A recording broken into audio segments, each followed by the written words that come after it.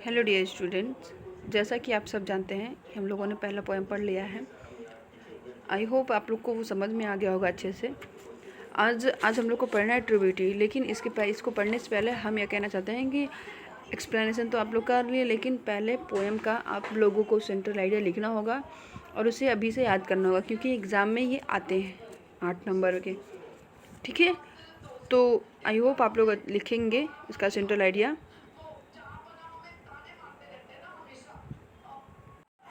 ठीक है, I hope आप लोग अच्छे से उसे लिखेंगे। ठीक है, आते हैं हम अपने दूसरे पोएम के। तो दूसरा पोएम है the true beauty. The true beauty, सच्ची सुंदरता। ठीक है, इसके पोइट है थॉमस करे, जिनका जन्म 1598 में हुआ था और इनकी मृत्यु हुई थी 1600 कितने में, एक मिनट, इनकी मृत्यु हुई थी 1639 में। ठीक है, आइए हम पोएम के बारे में जानते हैं, पोएम में लिखा क्या गया है। अबाउट द पोएम हम लोग पढ़ते हैं। क्या है अबाउट द पोएम, थोड़ा बड़ा करना। हाँ, अब देखिए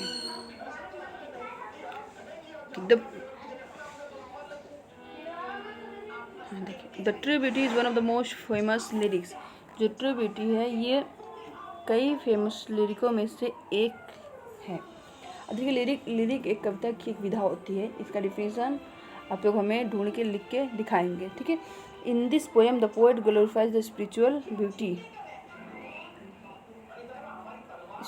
beauty and condemns the physical beauty. इस कविता में पोएट जो है वो आध्यात्मिक सुंदरता का वर्णन कर रहे हैं, लेकिन देखिए, ग्लोरीफाइज मतलब होता है महिमा का वर्णन करना। ग्लोरीफाइज मतलब होता है महिमा का वर्णन करना। ठीक है, और कंडेम्ड मतलब होता है आलोचना करना। कंडेम्ड मतलब क्या होता है? आलोचना करना। देखिए, इस कविता में कवि क्या कहता है? आध्यात्मिक सुंदरता का गुणगान गा रहे हैं, लेकिन शारीरिक सुंदरता का ये आलोचना कर रहा है। और he wants the lovers of physical attraction because, और वे शारीरिक सुंदरता से आकर्षित होने वाले लवर्स को चेतावनी देते हैं, क्योंकि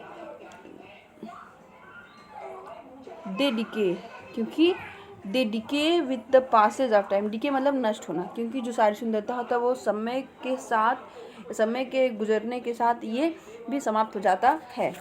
ठीक है, डिके मतलब पतन हो सकता है, पतन कह सकते हैं। समय के बीतने से ये सारी सुंदरता भी खत्म हो जाती है। With that he the loves also, जिसके साथ अगर सारी सुंदरता समाप्त हो जाएगा, जो लव सारी सुंदरता पे होगा, अगर वो सारी सुंदरता ही ना रही तो वो लव भी पतन की ओर चला जाएगा था, तो उस लव में भी गिरावट आ जाएगी। ऑन द कंट्रेरी मतलब था विरोध में, अर्थात इसके अपोजिट साइड कह रहे हैं as the spiritual beauty which is permanent. कह रहे हैं ये जो, लेकिन इसके अदर हैंड जो स्पिरिचुअल आध्यात्मिक सुंदरता होती है वो परमानेंट होती है, वो स्थायी होती है। इट नेवर डाइज, ये कभी भी समाप्त नहीं होती है। Spiritual beauty lies in virtues as constancy, gentleness and serenity of mind. देखिए, कह रहे हैं जो स्पिरिचुअल ब्यूटी होता है, स्पिरिचुअल ब्यूटी वो होता है, लाइज यहाँ पर देखिए झूठ नहीं, लाइज मतलब होना होता है। लाइज इन कहाँ होता है? उन गुणों में होता है, जैसे कॉन्स्टेंसी मतलब होता है भक्ति, जेंटलनेस मतलब सज्जनता, एंड सेरेनिटी ऑफ माइंड मतलब कह सकते हैं मन की शांति। मतलब कह रहे हैं इन गुणों में आध्यात्मिक गुण होता है वो निवास करता है। किन किन गुणों में? भक्ति में, सज्जनता में, सद्भावना में और मन की शांति में। देखिए, the poet praises the beauty of mind and soul. Poet कवि मन और आत्मा की सुंदरता का प्रशंसा करते हैं। हेट्स और घृणा करते हैं the physical beauty devoids of virtues. और देखिए, physical beauty devoids of virtue, devoid मतलब होता है रहित, वर्चू मतलब जो गुणों से रहित होता है। क्या मतलब? जिसमें गुण नहीं होते हैं, ऐसे फिजिकल ब्यूटी से ये घृणा करते हैं। कौन? पोएट। एक बार फिर से हम पूरा अबाउट द सेंट्रल आइडिया देख रहे हैं। क्या है ये? सुनिए, कह रहे the true beauty is one of the most famous lyric. कह रहे हैं जो ट्रू ब्यूटी होता है एक फेमस लिरिक में से एक है, और इस पोएम में जो कवि है वो आध्यात्मिक सुंदरता का महिमा का वर्णन कर रहा है, लेकिन शारीरिक सुंदरता का आलोचना कर रहा है। वो शारीरिक सुंदरता से अट्रैक्ट होने वाले प्रेमियों से को आगाह करता है, क्योंकि वो जो सारी सुंदरता होता है वो समय के साथ ही समाप्त हो जाता है, और जो उस पर आधारित जो सारी सुंदरता पर आधारित प्रेम होता है वह भी समाप्त हो जाता है। On the contrary to this, इसके विरोध में is the spiritual beauty which is permanent, इसके विरोध में जो आध्यात्मिक सुंदरता होती है वो हमेशा स्थायी होता है। इट नेवर डाइज, कभी नहीं समाप्त होता है। इट नेवर डाइज, कभी नहीं मरता है।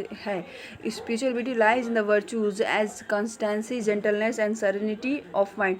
कह रहे हैं जो आध्यात्मिक सुंदरता होती है वो किन किन गुणों में होती है? वो होता है कंस्टेंसी मतलब होता है भक्ति, जेंटलनेस, सज्जनता और मन की शांति में, ऐसे गुणों में ये होता है। और इसके बाद कह रहे हैं पोएट क्या किसकी प्रशंसा कर रहे हैं? मन और आत्मा की सुंदरता का ये प्रशंसा कर रहे हैं, लेकिन घृणा कर रहे हैं किससे? शारीरिक सुंदरता से, जो गुणों से रहित होता है, जिसमें गुण होते ही नहीं हैं। अभी वीडियो बड़ा हो जाएगा इसलिए अब हम इस पोएम का एक्सप्लेनेशन हम दूसरे वीडियो में देखेंगे। Thank you.